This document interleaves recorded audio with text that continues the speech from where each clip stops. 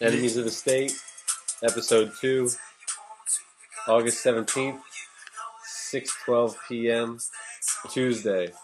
Scott and Matt, back again. Going to keep exploring the issues we were talking about. You can't keep us down. You can't keep us down. We ain't going nowhere. All right, Matt. Why don't you guys start us off with the tonight's first topic? Well, I don't know if it's tonight's first topic or whatever, but I'm up for this promotion, and I might be moving from Virginia to Maryland. And I got to pay these property taxes on my car, which is cool. You know, I know it's the law or whatever. $250. That's a little ridiculous, but it's a new car, whatever. But I'm going to be moving to Maryland, so I'm going to have to file, just for the end of the year, maybe 2 months. I'm going to file 2 sets of taxes. I'm going to have to re-register my car, pay extra taxes on my car, and all kinds of stuff. I'm going to basically hoard twice. Pretty pissed about it. It's pretty fucked up. I don't know how they get off. Like, they might as well, it's 10/12 of the year. Give me credit. I'm from Virginia. I lived in Virginia for the year. Start over fresh. But they just can't wait to get my money. They're going to double. It's a little DP going on, Scott. It's a little double penetration coming, and I'm not happy about it. Yeah, look, it feels like a double penetration. It feels like an ass reaming. But you got to remember, you're dealing with a group of people who think they control all of your life, everything, every aspect, and they think that it's their own largesse. They think it's their that they're being generous when they let you keep some of your income, right? They believe that they could actually tax all of it, everything, not just tax your income and your productivity and your wealth and the holdings that you have, but the food that you eat. They can tell you which you can't have and which you can have. Oh, they do. But it's okay. But I'm glad you brought that up, because that basically gets to kind of what I want to talk about today. Is the economy. And what they basically, it starts, people don't realize the government controls the economy. Like the stimulus, that's why they felt they needed to do the stimulus thing, because they do control by taxing and by deciding on tariffs on imports and exports and different things, what can come in. I even read an article about this cheese from this well-known country in... a little-known country called France? No, it's not the France. The Roquefort cheese? Okay, it's a little part of France or whatever. But they have all they do in this town is make cheese. Right. That's and we 300% decided tariff. 300% tariff. You know what I'm talking about. That's amazing. But it's ridiculous. They do control. Okay, I'm sorry. Go ahead. Let's clear up a misconception that you put out there. Does the government control the economy? Can they control the economy? They think they can. They have an illusion, and they can. I'm going to tell you that they can wreck some shit. But people are clever. They try and get around the restrictions. They do things that they change the way they live in order to avoid, to ignore, to circumvent whatever kind of pronouncement. They find a happy medium. It's a waste. I don't think they completely change the way that they want to live. Right. Because people want to live. Part of what we are led to believe, this is a free country. And, I'll tell you, it's a better country than 99.9% of the rest of the world. There's probably a little known country out there that I'd love to go live in. Haven't found out about it yet. Otherwise, I'd be living there. It's not that easy. They do. It's called get on an airplane. But build a boat. I'll get there. You let me know where the place that I'm talking about, and I'll go. But they control. There's rankings of economic freedom indexes. And it's not at sea, but those they can.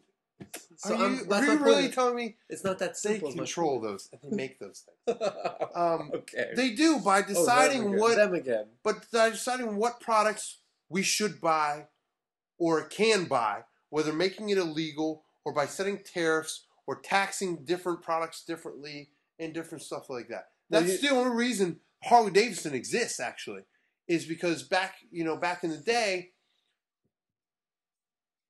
the Chinese and Japanese have always made better vehicles. Always. The Chinese have made better... Oh, well, the Chinese steal their ideas from other people and then they make good deals. You mean the Japanese. The Japanese. Okay. Their I don't think you motorcycles have understand always been more efficient. If they didn't, especially back, I believe it's the 70s, didn't impose certain tariffs on the import of certain two-cycle engines, Yeah. Harley-Davidson would have gone out of business.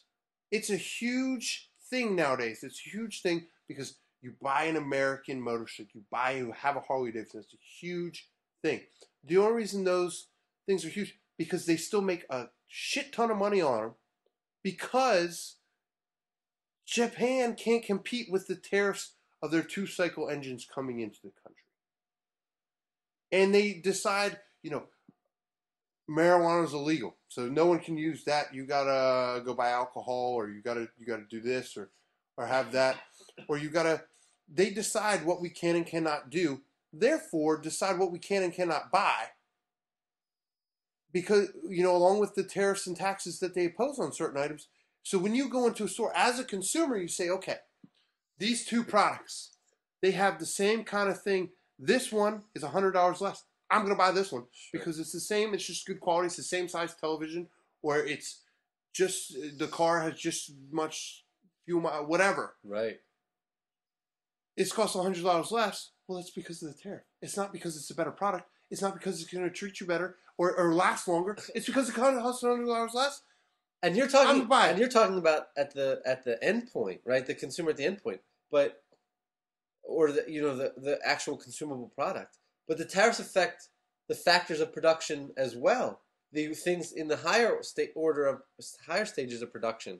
So this is a case where, in fact, the consumable good itself, what the retail customer buys, has no necessary tariff or special taxation on that end product, but whatever is used in the making of that product has tariffs. So this is a case where you think they're taxing those kids who make 5 cents a day? You think that's how the government justifies? Oh, we're setting a tariff on them. What they're doing to those poor little kids. We're outsourcing the jobs to them. The companies in here are ready to say, you know what? Let's go over there because we can get the same shoe, the same TV, and we can get the kids to work for 5 hours a day. Well, it's the same companies doing the same stuff. They're trying to make reasoning, to tax. Oh, I don't know those awful people. I just went off in a little random direction tonight. Okay, I'm sorry. Go ahead. Continue on what you're talking about. I just wanted to admit today we are brought to you by the wonderful people at Natural Light. It's a very smooth Pilsner with all natural ingredients. It's a great beer, higher alcohol content than most domestic beers. I love the people at Anheuser-Busch. Thank you very much. But go ahead, Scotty. I kind of went off in a tangent there, but you were on a good train of thought. So this is a case where people who are the person who ends up paying that tariff is not the corporation, and it's not the importer or the exporter. Because it ends up in the final price of the good. So it is the consumer who will end up paying that tax. Right. But he or she, how invidious is this? He or she has no way of knowing where the weight presses upon them, where it is that they are actually being taxed, for what activity they are being penalized. They do. The American government tells them. What do you mean they tell them? My point is, you don't know which part it says. So you say you wanted to buy some food, and it had Roquefort cheese in it that had a 300% tariff. Right. But you're not you're not following Roquefort cheese tariffs, but you find out That's some good cheese. It's but it's good. You find the food that or the recipe or the restaurant that you go to, either now that product is either not on the menu because they can't serve it at the same price that they wanted to, or the price has gone up, and you're not exactly sure what happened. Smart consumers ask questions, and we'll take the time to find out. Well, yeah, but in fact, you have to investigate as to how come these things are happening to me when, in fact, you just really want to go about your business and live your life. So this is a case where it's invidious. You don't see the government's hand doing it. It's not like the taxman came to your house and said, here's your bill. Like, now you owe extra taxes, and you don't even know why. You don't even know what you did. That's the sort of the invidious nature of it that I'm trying to capture, is the fact that you can't tell you where the weight is pressing upon you. You can't tell. So people say, or Obama said it in his campaign promise. If you make under $250,000 a year, you will not see your taxes raised by 1 cent or whatever his pledge was. He lied to us, by the way. He's going to raise our Right. taxes. So he's sort of saying, but no, but in fact, he was only, I guess, consciously referring to income tax. Because if you make, lots of people who smoke make less than $250,000 a year, and their taxes have increased. Or if you buy gas and they raise the gas tax rate. You're right. That's right.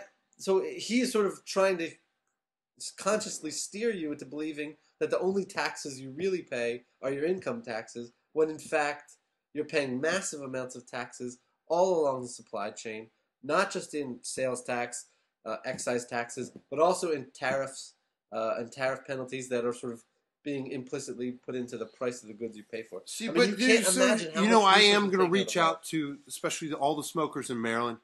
Please, you can write to people. You write people in your government, and you can tell them that they're raising again twice in 1 year.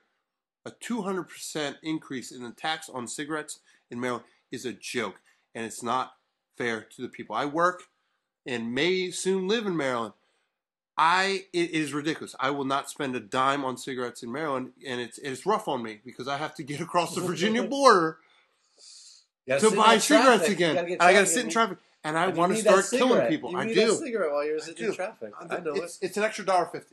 It really is in most places. Extra $1.50 in Maryland. I mean, it's ridiculous.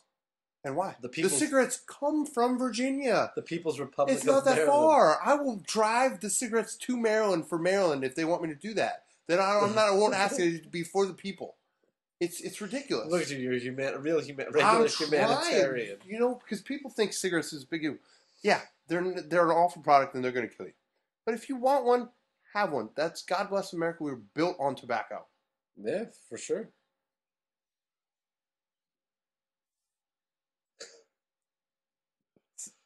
Jeff Tucker had an article today about Mad Men. You know the show Mad Men? It wins a lot of critical awards. A lot of people claim it.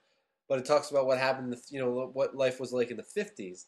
And Jeffrey Tucker is sort of saying that implicit in this message of Mad Men is this idea that, well, wasn't it good that the government came in and stopped smoking because they're smoking all the time? Wasn't it the case that great that the government equalized or stopped discrimination against females in the workplace because all these women are being treated as toys and playthings for the powerful men?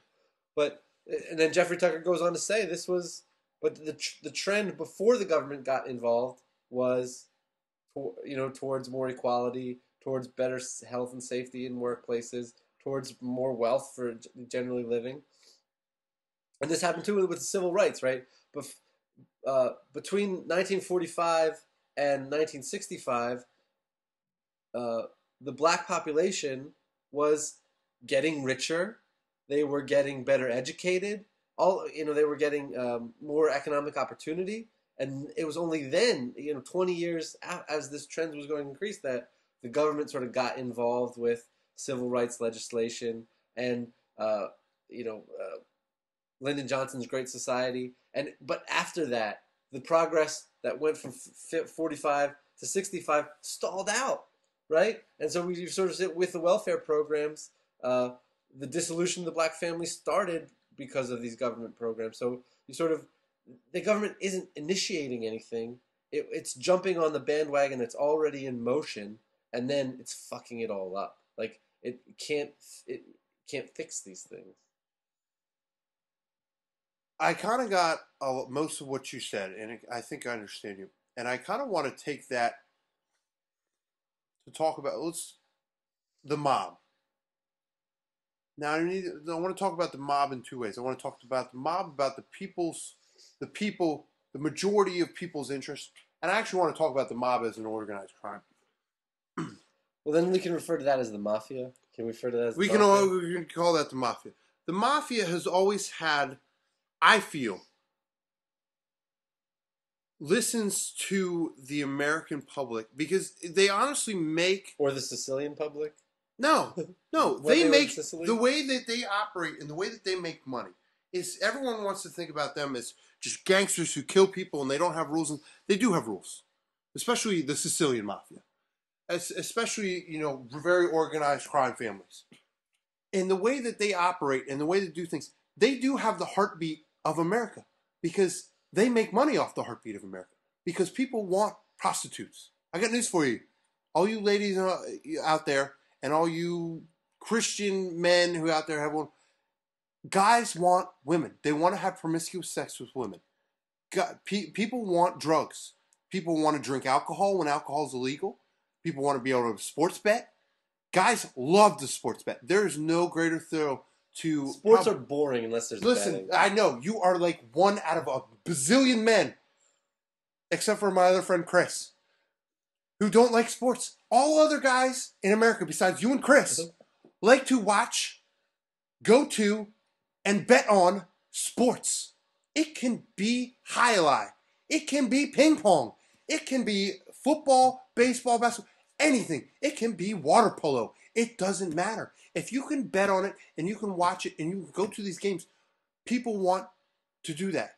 And as soon as you make any of these things legal, for whatever reasons the government wants to make them illegal for, there is a large number of people who want to do that. And as long as there's a large number of people who want to do anything, there's those quote-unquote criminals who are going to make money off them. Well, to me, the government is running a bad business there. Because if there's a large enough area of people who want something, i.e. people wanting to smoke weed, i.e. people wanting to do sports betting, you are losing money because you can tax this. You can make money off this. You don't even need to tax it. Make it a state or federal thing. Where in every state there is a place. Any ideas. Don't. What do you mean don't give them any ideas? Do that.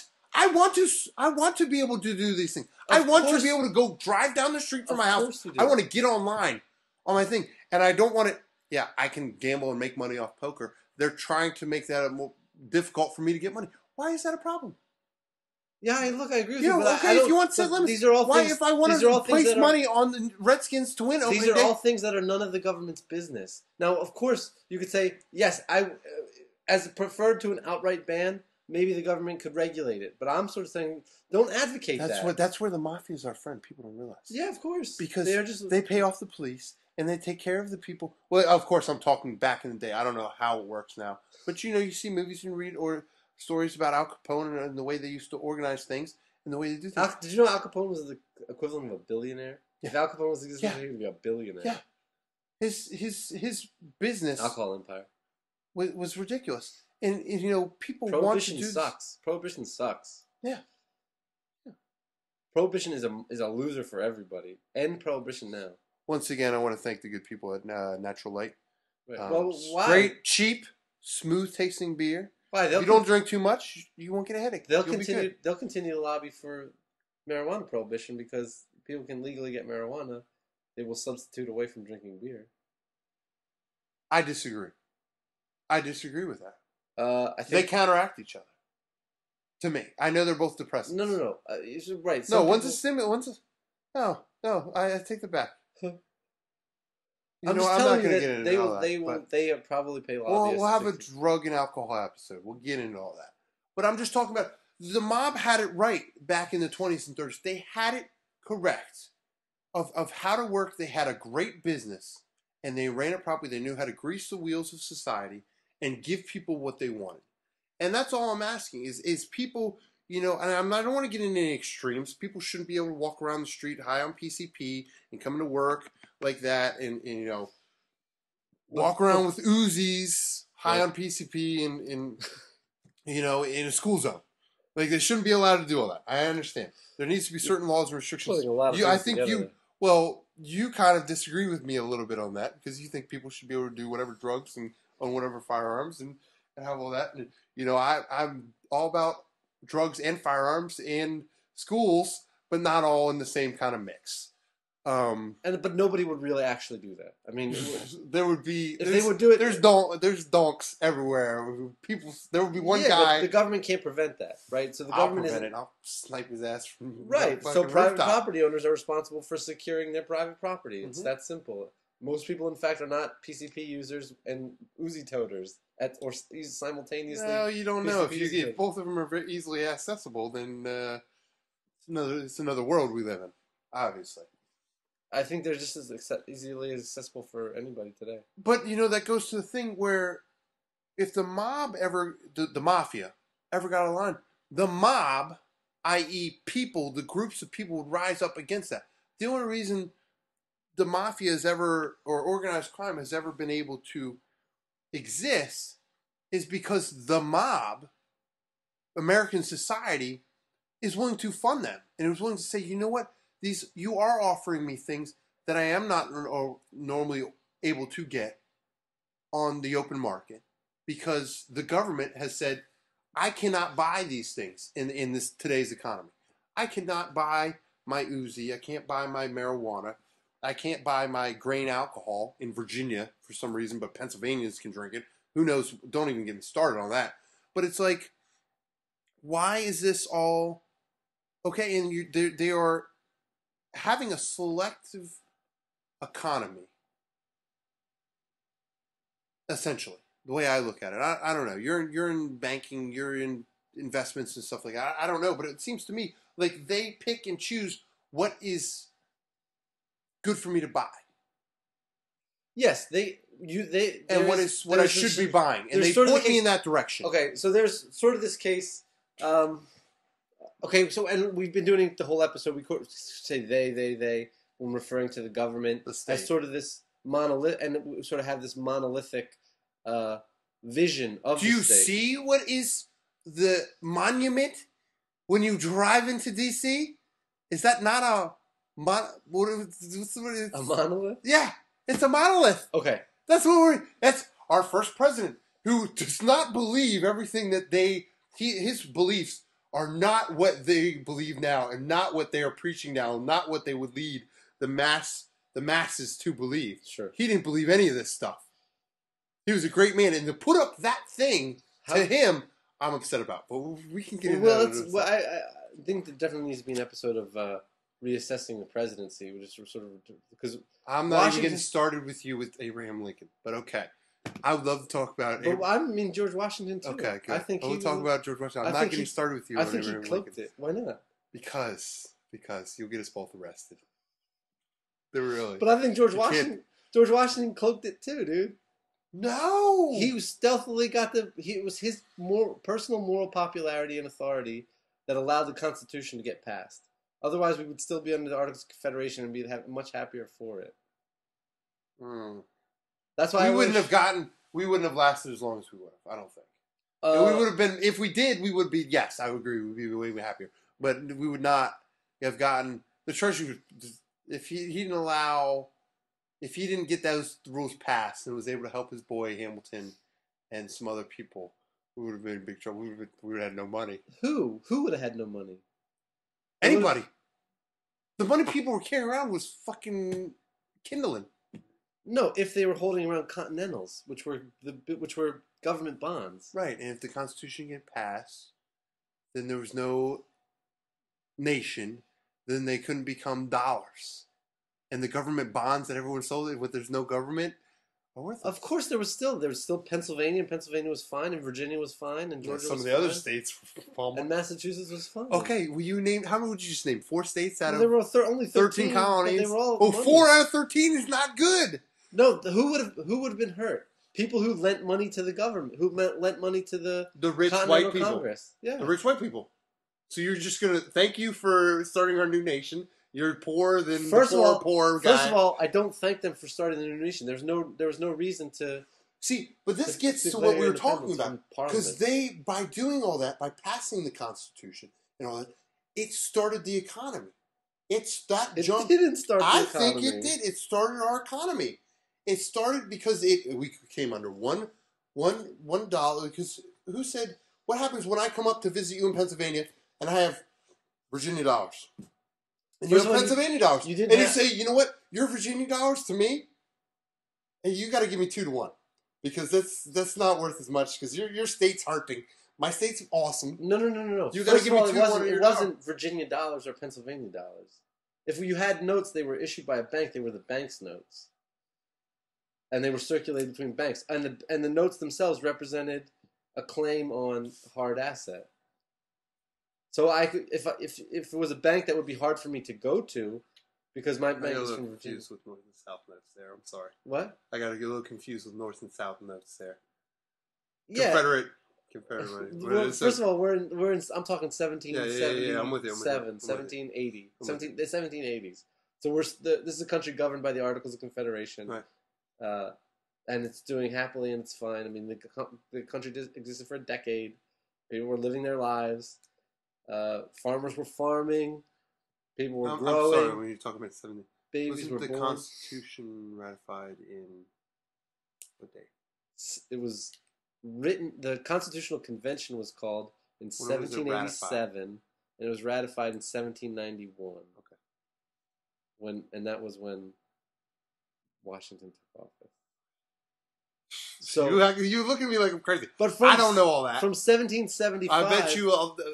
I know 95% of the people in America couldn't tell you the first date. Well, that's the problem. So, but I think there is a part of it, right? So Washington was not the first president. Everyone would say 1776. Washington took office. Right, he didn't. The country existed for a decade. Right, with under Samuel Hutchison and and these other presidents of the United States in Congress assembled. Right. There was 10 of them before Washington. Right.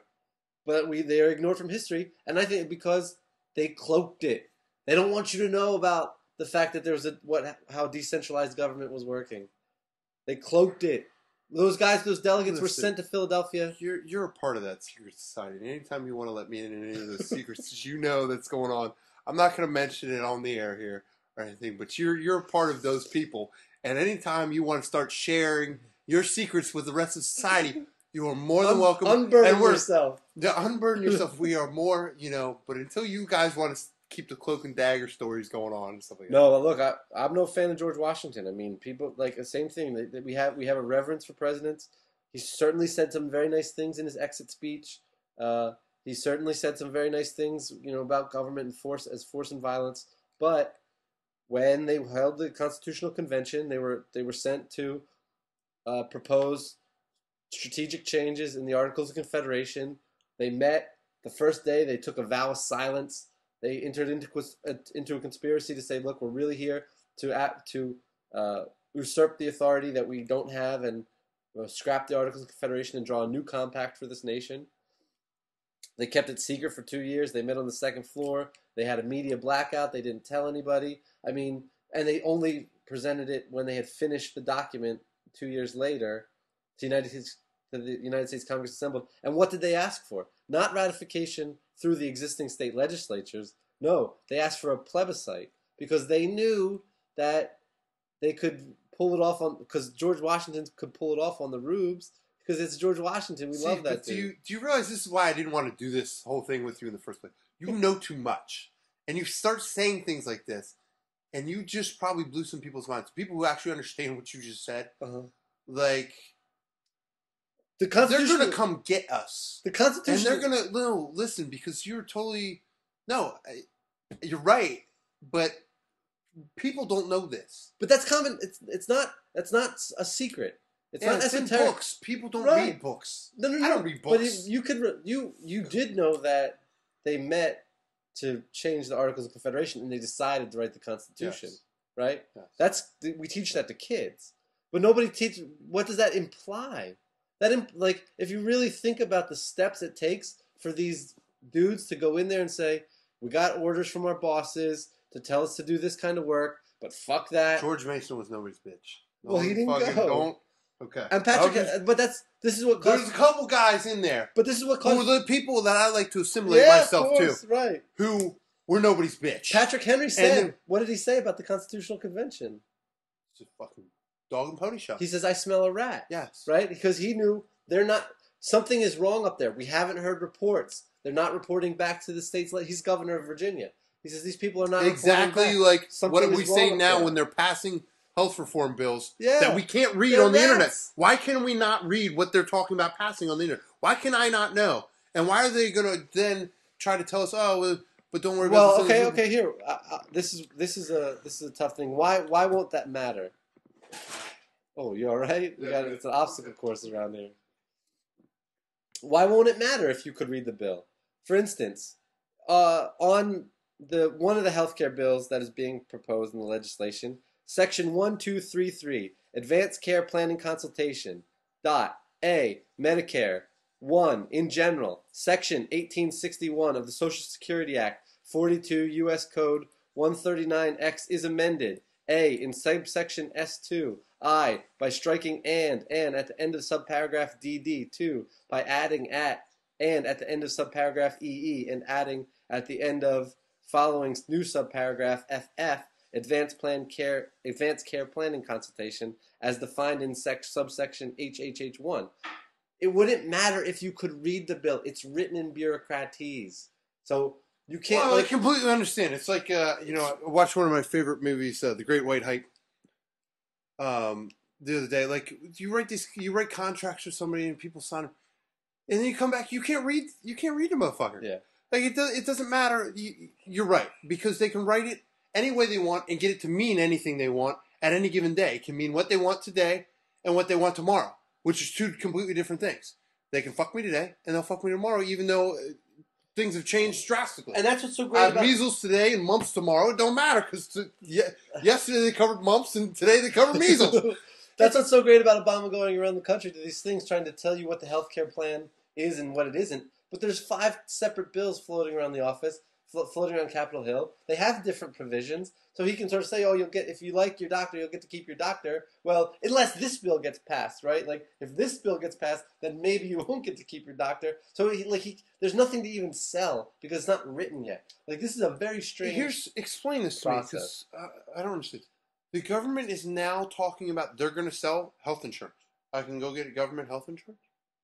Is that what they're telling me?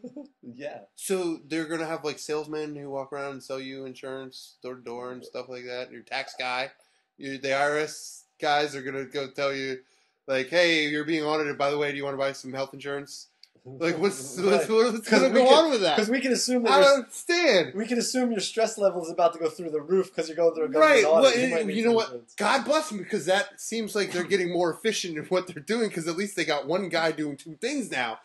But it won't be, right? It'll be a vast bureaucratic nightmare. I mean, it will take. I mean, the idea that they can sort of save money to do this, no, it's never been the case to make these huge structural changes, new bureaucracies, new rules, new governments, new policies, new computer security IT workers, new data collection groups. I mean, it'd be very, very expensive, and they're not geared towards controlling costs. The government is not there to control costs. Well, let's get back to talking. But yeah, they want a public option, a Fannie Mae but actually because that seems like another way they're trying to control the economy. Because if they get their hand in every basket, if they get their hand in the tobacco, like Obama's trying to get in the tobacco basket, right. He's trying to get in the health insurance basket. He's already in the auto industry. He's already in the auto industry. They're in the financial market. Yeah. So they're in. So it just seems like they got deeper and deep. They're getting deeper and deeper into every market, so that they can control the economy better, and they can. What do you mean better? No, so that they can line their own pockets with it, so they can have more power. Right. Which is essentially, correct me if I'm wrong, is kind of a backdoor way of insider trading. Yeah. Have I gone too far there with my? No.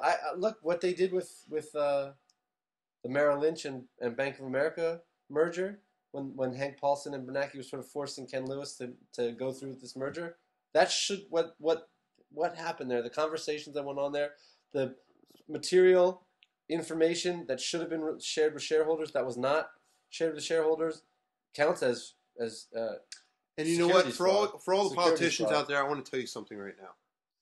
If I hear any of the companies that I am invested in tomorrow is going to do something that's going to affect my stock price, and then you're going to send me to jail for reacting to that information just because I own 1 billion shares of that company, that's some bullshit. Mark Cuban, he won that fight.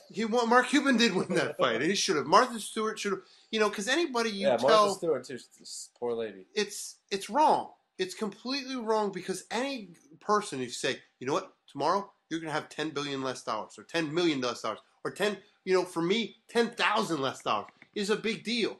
And I'm going to react to that information a day prior to it going public. In fact, it's not fair because just human life. It's like, hey, Scott, tomorrow I'm coming to steal all your baby food, and your baby ain't going to have any food tomorrow.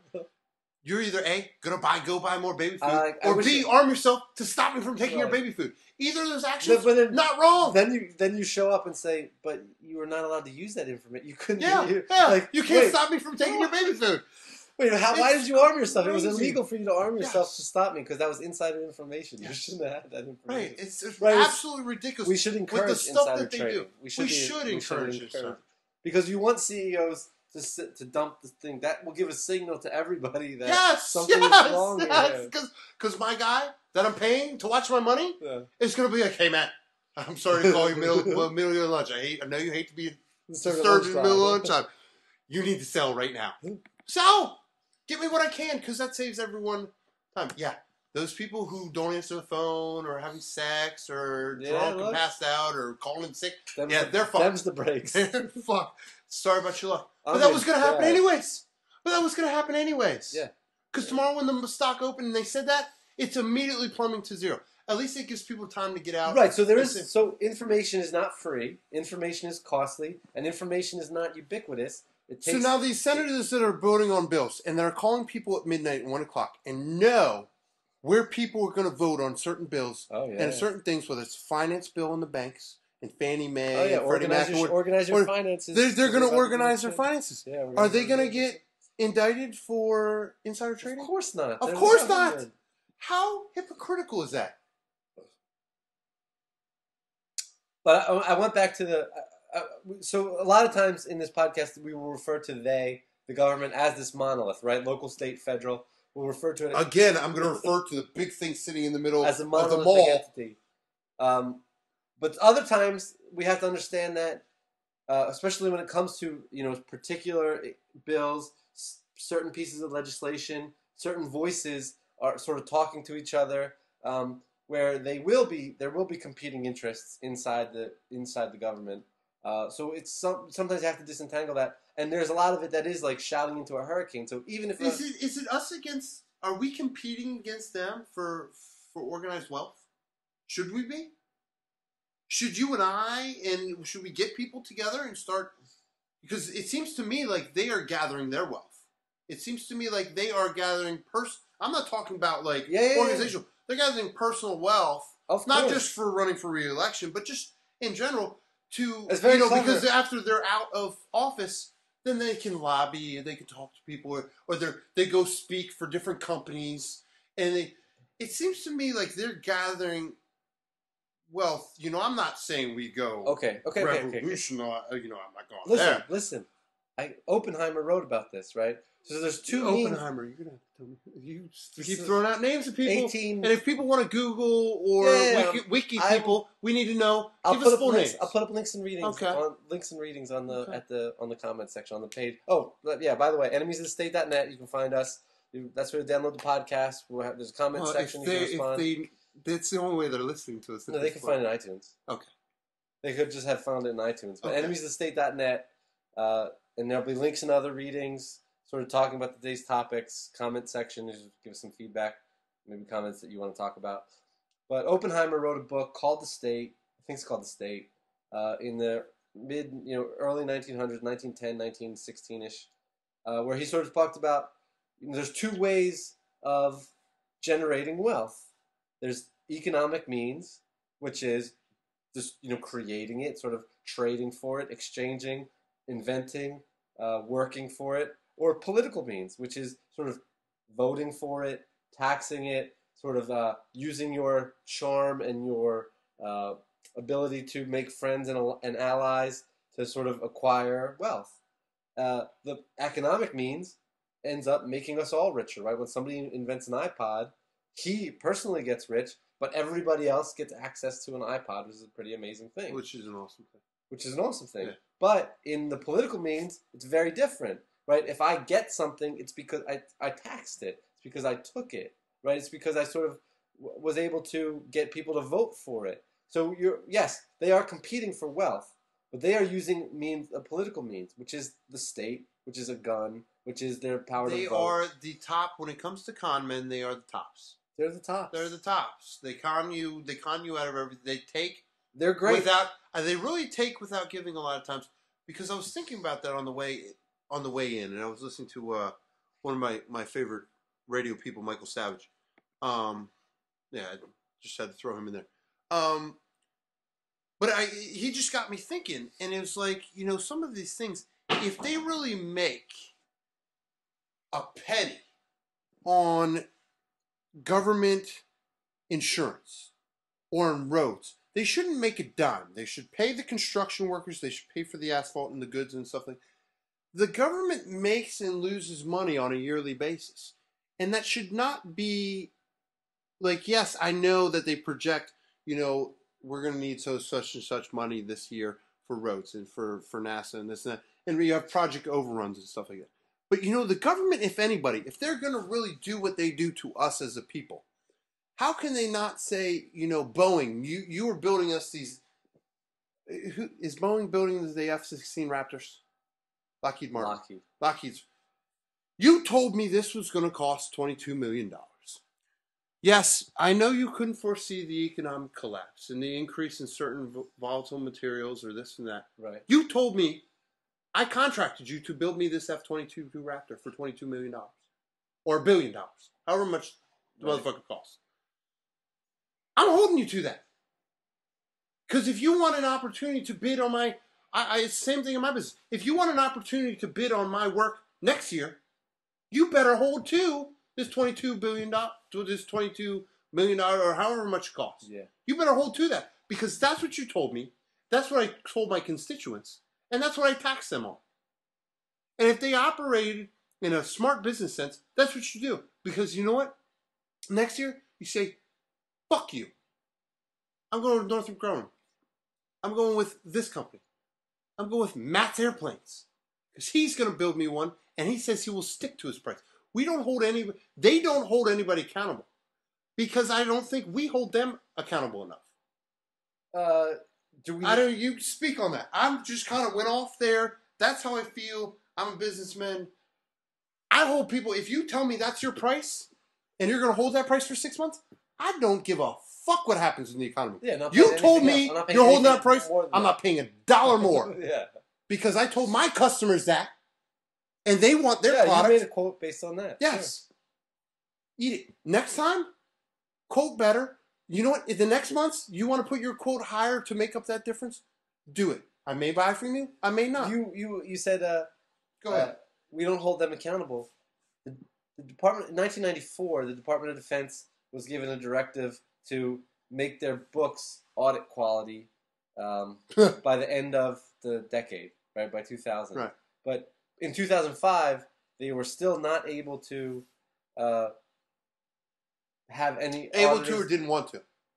No. They said that their accounting systems are in such disarray that an auditor couldn't come in there and even track their accounting. Okay. Now, So the same people who run the IRS, mm-hmm.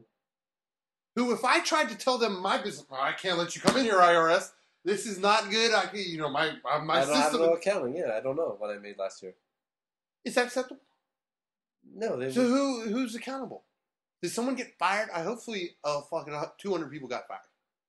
No. They send a functionary to Congress every year, a budget functionary from the DoD, to explain how much progress they might have made. But their new goal. So their goal in 1994. In 1994, they were told do it in 2002 and do it in 2000. In 2000, they said we can't do it. We'll get back to you in 2005. And in 2005, they set a new goal. The new goal is 2016. They have to. Jesus Christ, 2016. How far away that is? 2016, they need to have an auditor. People, why? See, but that's what I'm thinking. But how did they try to make a decision? How are they above the wall like that? People need to go to jail. How are they not above the wall? People need to go to jail. Because they're not. They shouldn't be. Yeah, you know what? I'm sorry, I'm wrong. Yeah. They are. Yeah. They shouldn't be. We just showed that they are. They totally are. You're right. But they should. But that's the problem. That's the problem. And you know what? And that's where I get back to the mob. Not the mafia, the mob. We need to start saying you are accountable. And here's the things we as a people of the United States are going to do if you do not show us. Because I should be able to go online and see exactly penny for penny what was spent where it was spent. And it's... Yeah, these claims for government secrecy, these claims that programs we can't tell you what they are. Well, I understand. Like, there are, you know what? And just tell me you spent $50 billion on Project X. Cool. Is it? I mean, do we need a state that keeps state secrets like that? People can't know there's aliens. People can't know about Area 51. People can't know about the super robotic fucking alien technology that we found when we went to the moon, and how there's been secret missions come back to the moon, and there wasn't really a meteorite shower the other night, and it was shit coming down from... Why can't people know that? That seems like... Because the mob is fickle and crazy. But they're ripe for demagoguery. So apparently the ripe demagogue can fix it. You know what I've noticed about you? Yeah. Is every time I try to throw out, because I throw out a big word or two here or there, you got to top me when I throw out any kind of big word. I just use fickle. I just felt special using fickle, and you all of a sudden you come with demagogue. I don't even know what that means. No one knows what that means. You got to talk down to us. I'm sorry. You got to dumb it down a little bit, because every time I feel like I'm getting in depth, you coming right over top, which is cool. This is part of what we're doing, but you got to speak to the people. Well, then fine. Listen, people, stop falling for demagoguery. If they come out there and a politician just says, "Oh, what do the people believe? I'm for that," and then when they're in a political debate, they say, "My opponent says he's for demagoguery, but I really am for demagoguery." Like, demagoguery is sort of this idea that you can you're sort of shaping what this mob is angry about and talking about, and you use these persuasive techniques and manipulative techniques to sort of harp on the same issue, so you know that people are biased against foreigners. So you demagogue that foreigner issue. That gets some. We've totally escaped the economy thing, but I'll go with it, because that's what this show's about. We just roll. We just talk. Right. We drink beer and we talk on a microphone. Yes. You two. I don't know how we've come to a point as a nation. You know, there is third party people and people who vote for this and stuff, but we've basically come to the large majority, or willing to accept, that you're either pro-choice, anti-military and anti-gun, and for tax and spend, and you're for all this stuff, or on the other side, you're Christian values, pro-gun, and anti-abortion, how the hell did 350 million people? Am I about right there? 350 million? Okay, people, and we gotta be on one side or the other. Because I'll tell you what, I'm on both sides. Is that when we start talking about the environment? I'm as far as left as you can go. We start talking about guns and religious beliefs and stuff. This is great.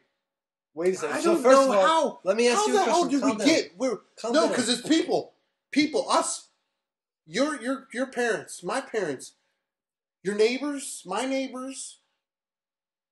friends, your friends, or parents' friends, all put us here. Like, how the hell? Because this is how I believe they set up and they function. Because as we've gone as a nation, there have been the Whigs, there's been the original Democrats, the original Republicans, the different parties, the Federalists, and all these different people. It's, I think we functioned a little bit better back in the day. Like when Teddy Roosevelt said, was it the Democrats? When he said, "Screw you, I'm a bull party now." Bull moose. Bull moose? That I feel like we were in our prime then. Well, because there's different people, and he was willing to say, forget all of you, the way that you guys were all thinking. Yeah. God bless that man. I love him, by the way. He's one of my favorite presidents. He's top 3. He was insane. Exactly. Because I'm kind of insane. But he said, you know what? And he was forget all of you guys. What are you guys talking about? What are you guys? You guys are all wrong. You both are both wrong. For someone to step back for any politician, you know, we have a little bit of that here and now then nowadays. But, you know, he's really not ready to upset the balance. He was. He was insane because he was able to step back and say, you know what? You guys are all insane. You guys are all crazy on the way that you're looking at things. Because there's you and there's you. And he said, you know what? You're both nuts. And you're both wrong. And we are just so bought into this system where we are nowadays. I don't think there's going to be any new party splitches. I think till the day that the nukes go off, or the asteroids hit, or the sea monsters come out of the ocean and eat us all, it is going to be this way. And what about no one? But there's a Libertarian Party. Yeah, how's that working? There's a Green Party. Give me a break. There's the Confederation Party. Scott, no, there's not. Yes, okay. But there was no Bull Moose Party either. There was like got Bill Clinton elected. Yeah, I get you. But the Bull Moose Party was just as big as like the Libertarian Party or the Green Party, which is he almost got elected. He got like 30% of the vote. He didn't get 30% of the vote. He got 20 something. Look it up. Look it up. He got more. Here's my point. He got more than the single digit percentage of the vote. He also got shot giving the speech. But here's what's worse. When he said you sides are both crazy, it's because they weren't advocating a government that was activist enough. His point was that the government had to have more energy and do more things, which is exactly counter to what you're saying. What was right. So that generation, Teddy Roosevelt's generation, is what I would call the dumbest generation. This is the generation that reelected Woodrow Wilson on the platform that he wouldn't take us to war, and then they went to World War I. This is the dumbest generation that allowed for We didn't need to go to World War I? What? We didn't go in there? No, we should. I had no business in being in World War I. He does have a nice bridge, though. Oh, okay. Right. So then, yeah, bridges are great, but they should be named after bridge builders, not people who slaughter countless millions of Europeans for no good reason. And make the world safe for Nazism and totalitarian communism. Yeah, he was to blame for World War II. I agree with you. World War I was to blame for World War II. Yeah, Woodrow Wilson. Right, and Woodrow Wilson was the problem. I agree. This is the generation that allowed for an income tax. That prince shouldn't have been right. Kaiser Wilhelm? Yeah, no.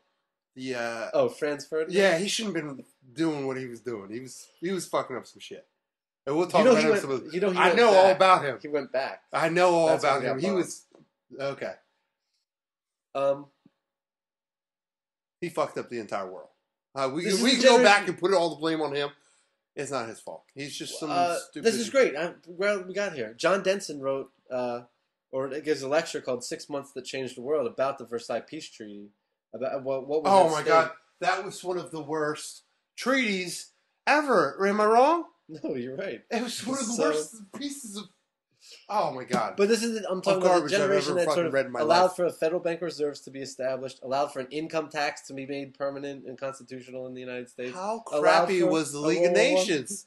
Oh my God! It's almost worse than NATO, and it's almost worse than. Well, the United States didn't join, so that's all right. But no, yeah, Woodrow Wilson. Look, and the people, Teddy Roosevelt, and these people were right for anything. These are the people who moved for prohibition, right? And finally, we're like swept up into the biggest frenzy to prohibit people from consuming spirits. I mean, this is not the smartest generation. You shouldn't be proud of what But Teddy Roosevelt was able to accomplish. But being able to step back from where you are... No, hold on.